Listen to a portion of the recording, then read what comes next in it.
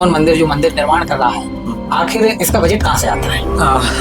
ये तो बहुत ऐसा कभी कभी सुनने में कंट्रोवर्शियल लोगों को लगता है। आखिर चाय क्यों नहीं पीनी चाहिए? चाय तो भारतीय नहीं है, पाश्चात्य लोगों ने इतना उसका महात्म्य। और आज हमारे जैसे देवता भी, ब्रह्मा जी भी, बड़े बड़े देवता जगन्नाथपुरी में आके वो जगन्नाथ जी का भात जो है जहाँ कहीं पड़ा हुआ मिले तो जहाँ जगन्नाथ जी के भात को लेकर कोई किस्सा हो जो सबसे ज्यादा प्रचलित रहा हो, ऐसा हम बीच में आए तो कितने धर्म है? श्रीमद भागवतम में कहा है सबय पुंसा परो धर्म यतो भक्तिर अदोक्षज। सनातन धर्म की उत्पत्ति कब हुई? और सनातन शब्द में ही है कि सनातन मतलब शाश्वत, उसका कोई न ओरिजिन है ना एंड। नमस्कार, डेली टॉक इंडिया। आज हम लेकर आए हैं फिर आपके लिए एक नई चर्चा, एक नई सीरीज, एक नया एपिसोड।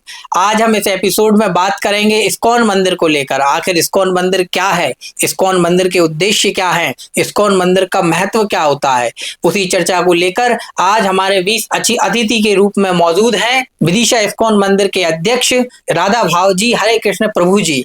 तो चलिए हम आज राधा भाव जी प्रभु जी का स्वागत करते हैं डेली टॉक इंडिया के इस एपिसोड में, और आज हम जानेंगे इस्कॉन मंदिर के बारे में।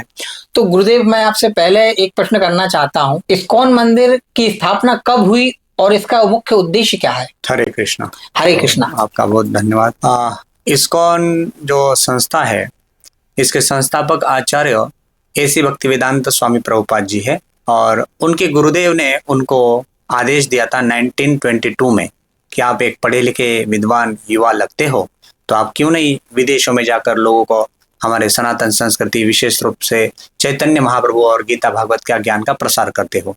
तो उसी गुरु के आदेश को उन्होंने लगभग 50 साल तक अपने मन में रखा, स्मरण में रखा कि मुझे अपने गुरु का आज्ञा का पालन करना है।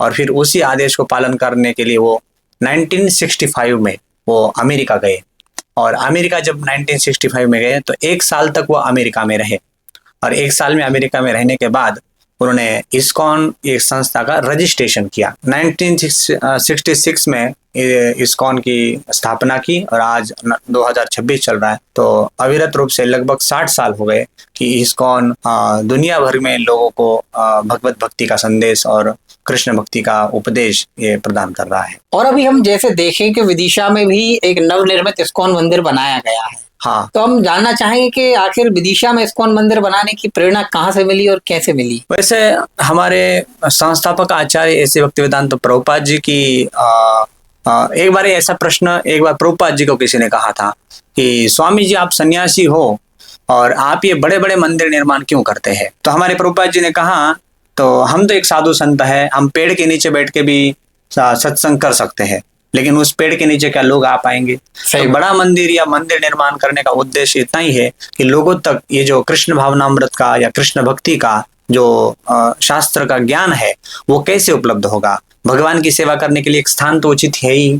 तो इसलिए हमारे प्रभुपाद का जो उद्देश्य है, जो मार्गदर्शन है, उसी सिद्धांत के अनुसार फिर हम दुनिया भर में इस्कॉन के हजारों ऐसे मंदिर है जो लोगों के लिए, युवाओं के लिए आध्यात्मिक ऊर्जा का स्रोत बनते जा रहे हैं। और विदिशा में भी उसी परंपरा के अनुसार कुछ 2-3 साल से तो एक्टिव रूप से जब प्रचार हम करने लगे, तो अभी भगवान की कृपा से और प्रभुपाद जी की अहितु की कृपा से अभी यहाँ हमारा मंदिर निर्माण हो चुका है, और हम उसमें सत्संग रूप से ये सब कार्यक्रम कर रहे हैं। और अभी एक चीज और देखी जाती है महाराज जी, आज का जो युवा है, युवा के लिए हम पूछना चाह रहे हैं, आज का जो युवा है वो सोशल मीडिया में लगा हुआ है, मोबाइल में लगा हुआ है, अपनी वर्तमान की जो फूलताएं हैं, फूलताओं में लगा हुआ है। लेकिन हम आपको देखते हैं, इस्कॉन के कई लोगों को देखते हैं, वो युवा अवस्था में सन्यास धारण कर रहे हैं। हमारे प्रभुपाद जी ने एक ब्रह्मचारियों को प्रचार के दृष्टिकोण से, वैसे तो ये सन्यास का मतलब जो वस्त्र है, वैसे तो सन्यासी एक दीक्षा है,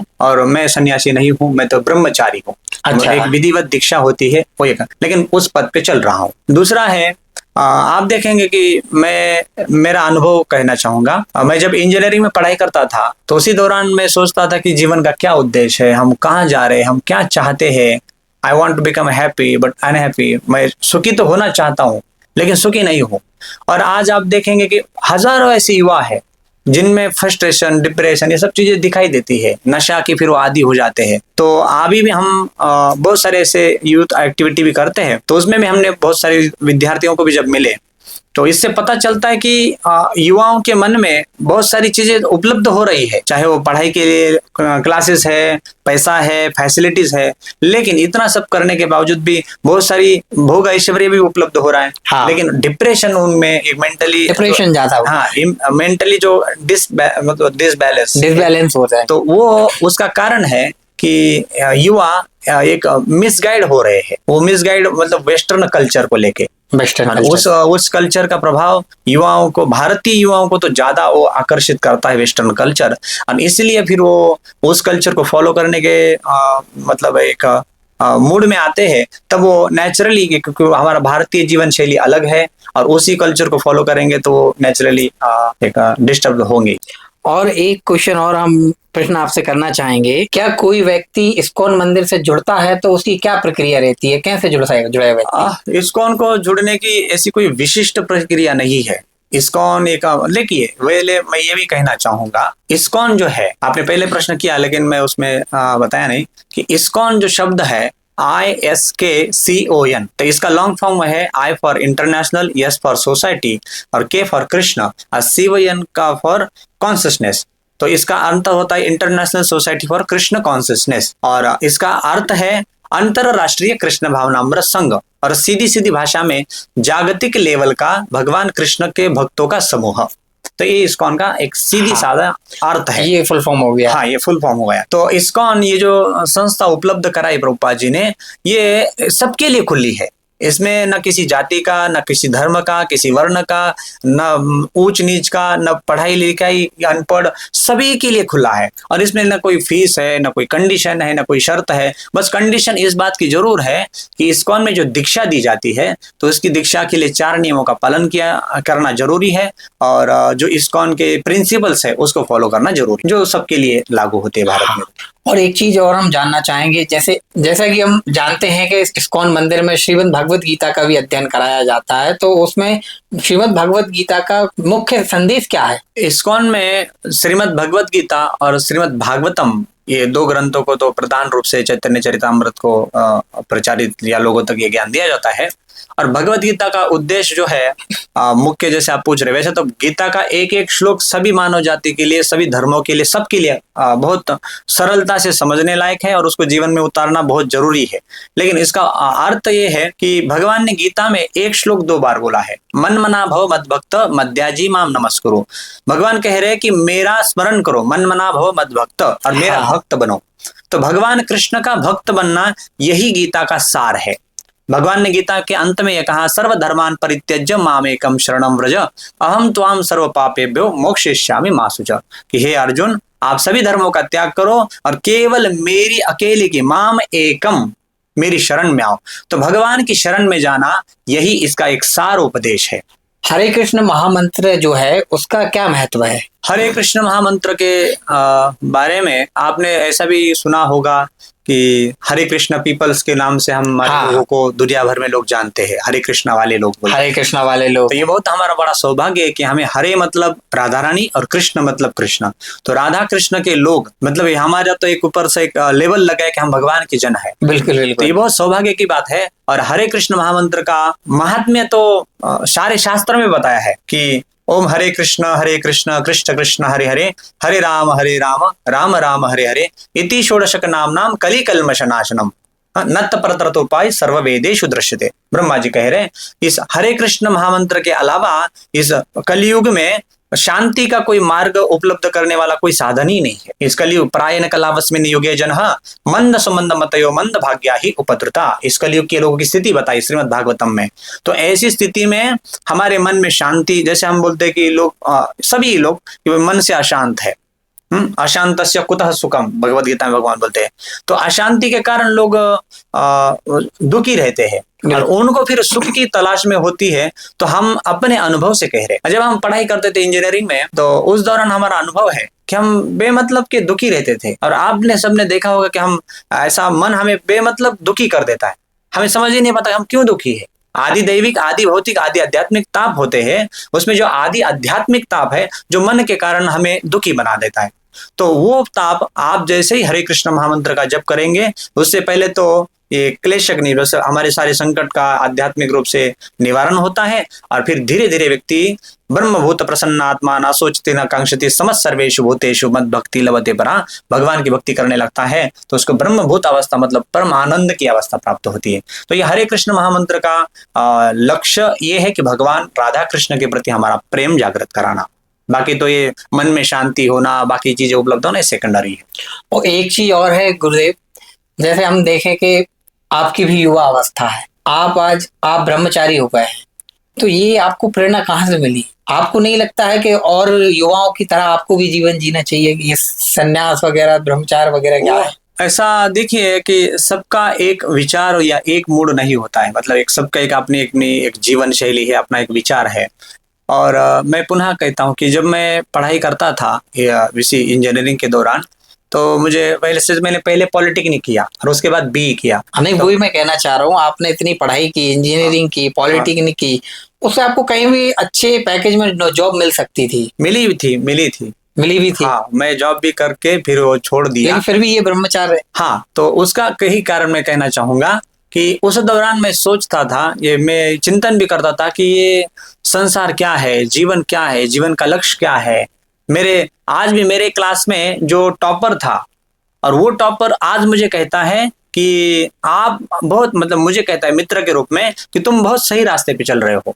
अनेक ऐसा प्रसंग मैं बताना चाहूंगा, मतलब मुझे याद आ रहा है। बताइए। कि मेरा सेकंड ईयर इंजीनियरिंग में मेरा कुछ नहीं, सॉरी, फाइनल ईयर में इंजीनियरिंग में मेरी कुछ फीस आई थी, रिटर्न मिलती है ना, जो हम फीस भरते हैं उसमें से कुछ रिटर्न मिलता है। तो वो फीस जब मिली थी तो मुझे मेरे मित्र ने कॉल किया कि आपकी कुछ फीस वापस आई है, जो आपको स्टूडेंट को मिलती है, कुछ आधा फीस जो भरते हैं। तो फिर मैंने सोचा कि मेरे छोटे भाई भी इंजीनियरिंग कर रहा था, तो मैंने सोचा उसको मैं मदद के रूप में वो दे दूं, कुछ 25-26 हजार रुपए थे। तो उसी दौरान मैं उस शहर में गया, तो मैं अपने कॉलेज में चला गया। तो उसी कॉलेज का स्टूडेंट जब एक समय जींस पैंट टी शर्ट या ऐसे रहने वाला, यूनिफॉर्म में रहने वाला, और मैं धोती कुर्ता मुंडन किया हुआ सफेद वस्त्र में तब था मैं चला गया। तो मुझे कॉलेज के सारे जो प्रोफेसर थे और मेरे से 2 साल पहले जो जूनियर ये सब, उन्होंने मुझे देखा था। तो मुझे देख के सब लोग नजदीक आ गए और फिर वो सोचने लगे कि अरे तुमने क्या जीवन स्वीकार किया, तुम अब क्या कर रहे हो आजकल। और उसी दौरान एक स्टूडेंट ने जाके हमारे प्रिंसिपल को कहा, उनका नाम है मोहन बुके, जो प्रिंसिपल है। हाँ, उनको कहा कि हमारे कॉलेज का एक स्टूडेंट अभी एक ब्रह्मचारी साधु बना है। तो उन्होंने कहा कि उनको बुलाओ मेरे कैबिन में। तो जब मैं गया तो मुझे देख के वो हैरान थे, लेकिन फिर उन्होंने जब मेरे से बात करने लगे तो उन्होंने कहा कि मैं कई सालों से ये प्रोफेसर के रूप में सेवा दे रहा हूँ, लेकिन आज मेरा हृदय ऐसा भर गया कि मेरा कोई विद्यार्थी, मुझे ऐसा लगता है कि सही पथ पे है। तो जब मैंने 2 प्रसंग देखे कि कॉलेज का टॉपर भी यही कहा कि हम तो इंजीनियरिंग किए, सब कुछ किए, लेकिन हमारे मन में शांति नहीं है, हमें ऐसा नहीं लगता कि हम अपने जीवन में अचीवमेंट सब कुछ प्राप्त किए। और दूसरा प्रोफेसर जो कॉलेज के थे, उन्होंने कहा कि मेरे सारे विद्यार्थियों, मुझे आज बहुत गर्व लग रहा है कि आप सही पथ पे चल रहे हो, जीवन का कोई और लक्ष्य नहीं है भगवत प्राप्ति के अलावा। तो ऐसा मेरा विचार भी था। तो मैंने सोचा मेरे लिए यही पथ ठीक है, और एक मेरे स्वभाव के अनुरूप भी मैंने ये ब्रह्मचारी का व्रत धारण करके इस पद पे चलना उचित समझा। और एक चीज और हम जानना चाहेंगे, जैसे इस्कॉन मंदिर है, इस्कॉन मंदिर समाज के लिए क्या कर रहा है? इस्कॉन मंदिर समाज के लिए क्या कर रहा है, तो ये तो ऐसे बहुत सारे प्रसंग भी है। जैसे कोविड के समय इस्कॉन ने फूड फॉर लाइफ के माध्यम से हजारों लोगों को मतलब खाना उपलब्ध किया, मतलब उसको प्रसाद कहते हैं। हाँ, भगवान को भोग लगा के वो हम प्रसाद के रूप में वितरित करते हैं। और विशेष रूप से तो लोगों को, या विशेष रूप से युवाओं को इस्कॉन एक मोटिवेट कर रहा है। वो आप देखिए कि बहुत सारे युवा, आज मैं भी हूँ, मैं आपको बड़े गर्व से कहूंगा कि लगभग मुझे 15 साल हो गए, आज तक मैंने एक बार भी चाय का एक घुट नहीं पिया, चाय नहीं पिया अभी एक बार भी नहीं। हमारे प्रभुपाद ने जब नियम दिया कि चाय कॉफी नहीं, प्याज लहसुन नहीं, और 4 नियम, उसमें चाय कॉफी, मतलब एक मैं कहना ये चाहूंगा कि लोग छोड़ना पसंद नहीं करते, अरे इतना कैसे छोड़ेंगे हम चाय। और आज मुझे कोई देखने वाला नहीं, यदि मैं चाहूँ चीटिंग करना तो मैं चुपके से पी सकता हूँ, लेकिन मेरे मन में कभी नहीं आया। तो इस तरीके से जो युवाओं के जीवन में एक आध्यात्मिक क्रांति लाना और उनको नशा से दूर रखना, और कभी सिगरेट नहीं पी, कभी बीड़ी नहीं, ऐसे चीजें कभी नहीं, दारू नहीं। तो इस तरीके से मेरे जीवन में परिवर्तन किया, ये मैं मूर्तिमान स्वरूप आपके सामने खड़ा हूं कि इस्कॉन का ये योगदान है। और दूसरा है, युवाओं के लिए तो बहुत सारे ऐसे सेमिनार होते हैं, उमंग है, तरंग है, और स्कूल कॉलेजेस में हम मध्याह्न भोजन भी इस्कॉन कराता है। इस्कॉन में संडे फेस्ट प्रोग्राम होता है, उसमें बहुत सारे लोग जब आते हैं तो उनको प्रसाद वितरण किया जाता है। इस्कॉन लोगों को एक मोटिवेशनल रूप से उनको गाइडेंस देता है। तो बहुत सारी ऐसी एक्टिविटी है, और उसमें भी सबसे महत्वपूर्ण जो समाज के लिए नशा से लोगों को मुक्त करना, क्योंकि हमारे यहाँ एकदम स्ट्रिक्टली है कि न चाय, न कॉफी, न प्याज, न लहसुन, या न फिर 4 नियम तो है कि मद्यपान नहीं, जुगार नहीं, मांसाहार नहीं, व्यभिचार नहीं। ये सब चीजें तो ऑलरेडी है ही, सारे मतलब सनातन धर्म में सब लोग फॉलो कराते हैं। लेकिन इस्कॉन ने विशेष रूप से नशा तो बिल्कुल नहीं, हाँ, कहीं अलाउ नहीं कि कोई सुपारी, हमारा कोई वैष्णव भक्त ब्रह्मचारी या कोई भी हो, इस्कॉन का जो दीक्षित भक्त है वो आपको कहीं सुपारी, दारू, मटका ये खेलते हुए नहीं दिखेगा। और एक चीज और, जैसे इस्कॉन मंदिर में भगवान श्री कृष्ण से संबंधित जो भी पर्व होते हैं वो बड़ी हर्षोल्लास से मनाए जाते हैं, चाहे हम जन्माष्टमी कहें या फिर हम जगन्नाथ स्वामी की रथ यात्रा कहें। इस्कॉन में तो ऐसे भगवान के विशेष रूप से जितने अवतार है, वैष्णव आचार्य के आविर्भाव तिरुभाव दिवस है, और जन्माष्टमी, जगन्नाथ रथ यात्रा, इन सब उत्सवों को वैसे हमारे प्रभुपाद कहते हैं कि हमारे मंदिरों में 365 दिन उत्सवी है। जैसे हम सुबह इस्कॉन मंदिर में मंगल आरती होती 4:30 बजे, तो 4:30 बजे जो मंगल आरती होती है तो उस आरती का नाम ही है मंगल आरती, मंगल आरती, मंगल करने वाली, मंगल जीवन को करने मंगल वाली। प्रदान करने वाली। तो हमारा हर दिन मंगल आरती में हमारे वैष्णव जन, ब्रह्मचारी, गृहस्थ लोग जो भी मंगल आरती अटेंड करते हैं वो बढ़िया संकीर्तन करते हुए, नाचते हुए, भजन कीर्तन गाते हुए आनंद ही, फिर प्रसाद पाते हैं, लोगों को ग्रंथ वितरण करते हैं, लोगों का आध्यात्मिक प्रचार करते हैं। तो इसलिए इस्कॉन हर समय आप देखेंगे बहुत सारी एक्टिविटी, जैसे विशेष अभी तो रथ यात्रा आ रहे हैं, जन्माष्टमी आ रही है, ये एक्टिविटी के माध्यम से लोगों को कृष्ण भावनामृत के प्रति आकृष्ट कराने का हम कार्य करते हैं। हमारा मूल उद्देश्य यही है कि लोग कृष्ण भावना भावित हो, और हम अपने भी कृष्ण भावना जो है हमारे हृदय में उसको पोषण भी दें। इस्कॉन मंदिर एक बहुत ही बड़ी संस्था मानी जाती है, अंतरराष्ट्रीय संस्था है, लेकिन हम उसमें ये चीज भी देखना, ये मतलब जानना चाहेंगे, इस्कॉन मंदिर जो कार्यक्रम करता है, इस्कॉन मंदिर जो मंदिर निर्माण कर रहा है, आखिर इसका बजट कहाँ से आता है? ये तो बहुत ऐसा कभी कभी सुनने में कंट्रोवर्शियल लोगों को लगता है। हाँ, लेकिन बजट कहीं से आता नहीं, जितने हमसे जुड़े हुए लोग हैं, भक्त लोग हैं, वो समर्पण से दे देते हैं। मंदिरों में लोग ऐसा बोलते कि ये बहुत पैसे वाले लोग हैं, ऐसा है, ये इसका इतना ही उत्तर है कि हमारे से जुड़े हुए जितने भक्त हैं, तो वो भक्त जब देखते हैं कि ये लोग कितना डेडिकेटेडली भगवान की सेवा कर रहे हैं। देखो भगवान गीता में सर्वधर्मान परित्यज्य माम एकम शरणम व्रज अहम त्वाम सर्व पापेभ्यो मोक्षयिष्यामि मा शुचः। भगवान के लिए सब कुछ त्याग करने वाले लोगों के लिए फिर लोग भी त्याग कर देते हैं। जब भगवान की, देखो जहां भगवान की भक्ति, जहां प्रेम, जहां आनंद ये मिलता है तो व्यक्ति दान देने में संकोच नहीं करता है। दानदाता दान तभी तो देते हैं जब उनको लगता है कि सही जगह जगह है। इस्कॉन की एक्टिविटी, इस्कॉन का प्रचार, इस्कॉन के लोगों को अन्नदान कराना, फूड फॉर लाइफ, ये सब देख के लोगों को लगता है हाँ मैं जो कर रहा हूँ वो उचित ही तो है।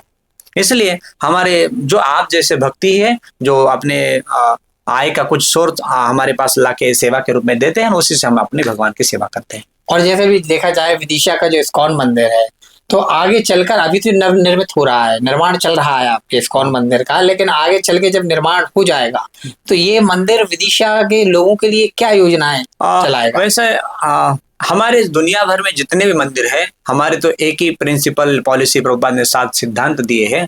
तो उसमें ग्रंथ वितरण, लोगों को आध्यात्मिक शिक्षाएं प्रदान करना, जैसे गुरुकुल शिक्षा है, वैदिक सनातन संस्कृति की शिक्षा है, और भगवत भक्ति का प्रैक्टिस करवाना, और प्रसाद वितरण कराना। तो विदिशा इस्कॉन अभी जैसे कि कुछ लगभग 3 महीना हो गए, हाँ। हमने युवाओं के लिए एक यूथ फेस्टिवल, युवंग फेस्टिवल किया था। तो कुछ कॉलेजेस के बच्चे आए थे, लगभग 450 बच्चों ने भाग लिया था। और फिर उनका फीडबैक जब हमने लिया और मिले भी बच्चे, तो वो कहे, कुछ लोग कहने लगे हम पहले बहुत परेशान भी रहते थे, जो हमें मोबाइल को लेकर या नशा को लेकर। आज देखेंगे तो हम, जैसे हमारा एक शहर है विदिशा, छोटा शहर है, लेकिन यहाँ एक ड्रग्स और ऐसी चीजें हमने सुनी, ये बहुत अजीब लगी, ये सुन के भी बहुत ज्यादा हो। तो इसका जब हमने वो बच्चों से सुना तो वो कह रहे कि प्रभु जी यहाँ बच्चे, छोटे छोटे बच्चे इसके आदी हो रहे हैं। तो फिर उसमें से 2-3 स्टूडेंट ने बोला कि हम चाय पहले पीते थे वो छोड़ दिया, कुछ ने बोला कि ये सिगरेट पीते थे हमने छोड़ दिया। तो ये उपलब्धि ही है कि हम उनको नशा के से मुक्ति की ओर लेके जा रहे हैं। हम स्वयं भी रह रहे हैं और उनको भी लेके जा रहे हैं। इसलिए इस्कॉन के माध्यम से हम जो हमारी एक्टिविटी सब दुनिया भर में एक ही चलाते हैं, सबका समान उद्देश्य है। हमारे प्रभुपाद ने प्रिंसिपल सबके लिए समान दिए हैं। तो इसलिए इस्कॉन विदिशा भी हमारे यहाँ युवाओं के लिए कि उनको नशा से कैसे वो मुक्त रहेंगे, कैसे उनके अंदर आध्यात्मिक क्रांति आएगी, कैसे उनको एक मेंटली स्टेबल किया जाएगा, कैसे उनको अपने जीवन के करियर के प्रति गाइडेंस दिया जाएगा। और ऐसा भी नहीं है कि सब लोग आध्यात्मिकता के नाम पर ब्रह्मचारी बनेंगे। हाँ। जरूरी नहीं, हमारे यहाँ ऐसा कोई कल्चर नहीं कि जो कोई भक्ति में आ गया मतलब वो ब्रह्मचारी बनेगा। नहीं, गृहस्थ भी बनेंगे लेकिन वो आध्यात्मिक रूप से परिपक्व रहेंगे और अपने जीवन को एकदम सदाचारी और भगवत भक्ति के अनुरूप वो जीवन जिएंगे। ऐसा हमारा अभी भविष्य के लिए भी हम प्रचार करते हैं, नगर संकीर्तन करते हैं। हर संडे हमारा नगर संकीर्तन होता है। बच्चों के लिए गुरुकुल की शिक्षाएं प्रदान करते हैं। तो इसलिए ये एक्टिविटी हम अभी कर ही रहे हैं। और अभी एक जिक्र काफी आ रहा है, चाय। अगर चाय क्यों नहीं पीनी चाहिए? चाय तो मतलब उसमें कुछ है ही नहीं। चाय में निकोटीन होता है और जो चाय है ये बहुत सारे ऐसे संतों ने और मेडिकल भी साइंस भी कहता है जो हमारे पाचन तंत्र को भी कमजोर भी कर देता है। उससे व्यक्ति का विशेष रूप से जो ब्रह्मचारी होता है, ब्रह्मचरति इति ब्रह्मचारी, वो जो ब्रह्मचारी का ब्रह्मचर्य है वो उसको नाश करने में ये कारणीभूत होता है। चाय ज्यादा पीने से हमें भूख भी नहीं लगती है। तो हमारा एक प्रकार जैसे चाय जो पेय है ये भारतीय नहीं है। हाँ। तो पाश्चात्य लोगों ने इधर यहाँ ले आए और आज हमारे इस्कॉन ने ऐसी क्रांति लाई कि विदेशी लोगों ने चाय छोड़ दी। बिल्कुल। तो ये भी एक बड़ा बड़ी उपलब्धि है। इसलिए चाय पीने से नुकसान हेल्थ के दृष्टिकोण से भी है और स्पिरिचुअली भी है ऐसा। और जैसे आपने विदेशी लोगों की बात कही तो अभी देखने को मिल रहा है कि इस्कॉन मंदिर से अधिकतर विदेशी लोग जुड़ रहे हैं। कृष्ण भक्ति में लीन सबसे ज्यादा विदेशी लोग देखने को मिल रहे हैं। वृंदावन जहाँ है हाँ, तो वहां विदेशी ज्यादा मिलते हैं। उसका कारण यह है कि उन्होंने भोगों को देख लिया। विदेशी लोगों ने, भारत में संस्कृति है, सदाचार है, मर्यादाएं है। यहाँ भौतिक भोग विलासता के लिए मर्यादा बंधन है, लेकिन वहां कोई बंधन नहीं। तो उन्होंने हर मर्यादा को लांघ कर उस भोगों को भोग के देखा। भोगे न भोक्ता वयमेव भोक्ता, शास्त्र सिद्धांत ऐसा है कि जो भोगों को भोगता है उसका भोग हो जाता है। तो उन्होंने भोगों को भोगने का प्रयास किया लेकिन उसमें उनको कोई सुख नहीं मिला। फिर अंत तो गत्वा हमारे प्रभुपाद जब विदेश में गए थे तो वो प्रभुपाद ने पूछा कि आप नशा क्यों करते हो? ये ड्रग्स LSD लेते थे वो। अच्छा। तो क्यों करते हो? तो बोले I want to stay high. हम हाई लेवल पे चेतना रखना चाहते हैं। तो प्रभुपाद ने बोला कि मैं आपको ऐसा नशा दे दूंगा जिससे आप सदैव हर समय के लिए आप हाई, आपकी चेतना रहेगी। तो उन्होंने बोला हाँ जरूर दीजिए। तो फिर प्रभुपाद ने उनको भगवत प्रसाद और कृष्ण नाम दे दिया। तो वो आज भी हजारों लाखों करोड़ों की संख्या में वो कृष्ण भक्ति का आनंद ले रहे हैं। और एक चीज और हम पूछना चाहेंगे, इस्कॉन मंदिर में प्रसाद वितरण को लेकर क्या महत्व है? प्रसाद वितरण ये तो उसको जैसे अभी जगन्नाथ रथ यात्रा है तो बोलते ना जगन्नाथ का भात जगत पसारे हाथ, कि भगवान का जो प्रसाद है वो साक्षात ब्रह्म मतलब होता पर ब्रह्म, जैसे हम बोलते भगवान। तो भगवान जब प्रसाद पाते हैं तो वो पूर्ण रूप से आध्यात्मिक होता है और हाँ। उसको जब हम पाते हैं तो हमारी चेतना फिर भगवत स्वरूप हो जाती है, भगवान के चिंतन करने लायक होती है। क्योंकि हम जब जैसे अन्न वैसा मन, जैसा पानी वैसी वाणी, ऐसी कहावत है। तो जैसा अन्न हम खाते हैं उसका हमारे चेतना पर बहुत गहरा प्रभाव होता है। इसलिए जब हम भगवत प्रसाद खाते हैं तो उससे भगवान ने खाई हुई जो प्रसादी है, जब हम महाप्रसाद के रूप में भोग है जो महाप्रसाद के रूप में हम खाते हैं तो उससे हमारी चेतना धीरे धीरे आध्यात्मिक बनती जाती है और फिर वो हमारे सभी रूप से एक सात्विकता लाती है। सामाजिक रूप से हम ठीक ठाक हमारा जीवन हो जाता है, आरोग्य के रूप से भी ठीक है और वो प्रसाद तो भगवत कृपा भी है। तो स्वयं भगवान है। हाँ, जगन्नाथपुरी में कहा जाता है कि शास्त्र में ऐसा है कि कोई व्यक्ति केवल जगन्नाथ का प्रसाद खाता है, जगन्नाथ का जो महाप्रसाद खाता है जीवन भर, उसने कोई भक्ति नहीं की तो भी भगवान के धाम चला जाएगा। इतना उसका महात्म्य है। इंद्र जैसे देवता भी, ब्रह्मा जी भी, बड़े बड़े देवता जगन्नाथपुरी में आके जगन्नाथ जी का भात जो है जहां कहीं पड़ा हुआ मिले तो वो ले लेते हैं। ऐसा कोई किस्सा हो जहाँ जगन्नाथ जी के भात को लेकर कोई किस्सा हो जो सबसे ज्यादा प्रचलित रहा हो? ऐसा हम तो कहते ना जगन्नाथ का इंद्र देवता भी आते हैं और किस्से में तो छोटे मोटे तो बहुत ऐसे प्रसंग भी है। और कोई एक प्रसंग जो आपको याद आता हो? हाँ, मतलब प्रसंग तो नहीं लेकिन ऐसा वर्णन है कि जगन्नाथपुरी में कि जब देवता लोग जगन्नाथपुरी आते हैं तो वहां ऐसा देखा जाता है कि देवता हो या कोई पशु हो, इवन जगन्नाथपुरी में ऐसा वर्णन है कि जिस थाली में कोई पशु खा रहा है, इवन कुत्ता भी खा रहा है, उसी थाली में से या वो भक्त भी खाते हैं। अच्छा, कहने का मतलब कि भगवान के प्रसाद में एक महत्व बुद्धि रखी जाती है और उसमें कोई भेद नहीं, कि वो एक ही थाली में, हमने भी देखा है जब हम जगन्नाथपुरी पहली बार गए थे, हमने देखा एक ही थाली में 5-5, 10-10 पंडा खा रहे, उसमें कोई झूठा नहीं माना जाता है। और वो जिस गिलास से उनको भगवान का कुछ चरणामृत है या कोई ऐसा प्रसाद ही दिया जाता है, तो उसी गिलास से उसको झूठा नहीं माना जाता, उसी गिलास से दूसरा व्यक्ति पी लेता है। उस थाली में, एक ही थाली में कोई भगवत भक्त प्रसाद पा रहा है, और यदि कुत्ता आ गया उस थाली में खाना शुरू कर दे तो उसको भगाते नहीं। तो ये भावना है कि भगवान की प्रसाद, महत प्रसाद हम बोलते हैं ना, कि उसके प्रति महत्व बुद्धि है। एक चीज और हम जानना चाहेंगे, भगवान श्री कृष्ण हुए, भगवान ने मानवता के लिए कई संदेश दिए, वहीं आज के इस तनावपूर्ण माहौल में भगवान कृष्ण की शिक्षाएं किस तरह मदद करती हैं? देखिए, भगवान कृष्ण ने जो भगवत गीता का ज्ञान दिया है, ये भगवत गीता अखिल मानव जाति के कल्याण के लिए है। भगवत गीता में कहीं भी आपको एक भी जगह एक शब्द भी हिंदू, मुसलमान, क्रिश्चियन, जैन ऐसा कहीं नहीं दिखेगा। भगवान गीता में बोलते हैं, ममेव अंश जीव लोक जीव भूत सनातन, मेरे ही सब लोग अंश है, अहम बीज प्रतपिता सर्वयोनिषु कौन्तेय। हे अर्जुन, मैं सभी जीवों का परम पिता हूँ।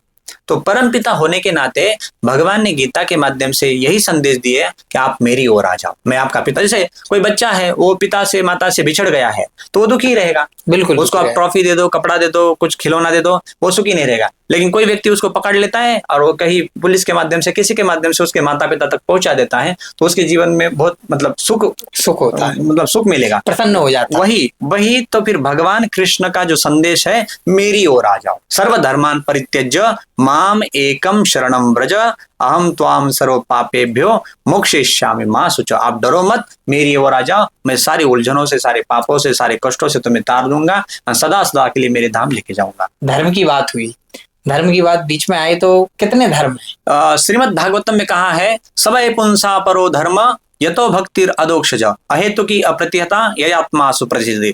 परम धर्म एक ही है, भगवान अदोक्षज, भगवान जो कृष्ण है उनकी भक्ति करना, इससे अलावा कोई धर्म नहीं है। हम लेकिन गीता में बोलते हैं भगवान सर्वधर्मान परित्यज, धर्म को त्याग करो, लेकिन भागवतम कहता है परो धर्म को स्वीकार करो।